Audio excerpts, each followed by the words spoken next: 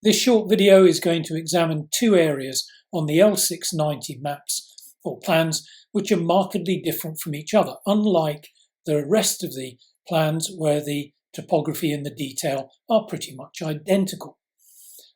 This is the UKHO or the first edition, and this is the LOC second edition.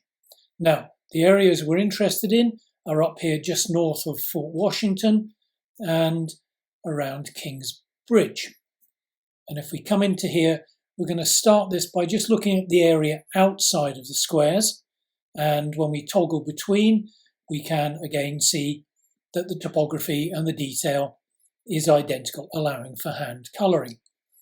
When we look inside the areas, and let's start inside the area just north of Fort Washington here, we can see whatever detail was included on the first edition has on the second edition been almost erased, and the thing has been redrawn.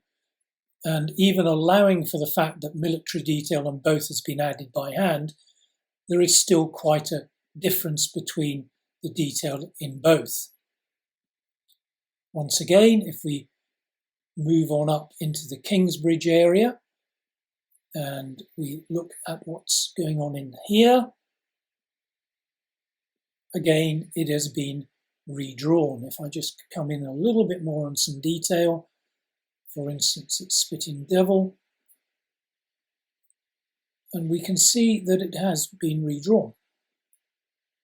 Now, wider bar would actually alter topographic information where clearly it doesn't look that different, is unclear. But it is notable simply because it is different from the way in which both editions have been laid out previously or in other areas.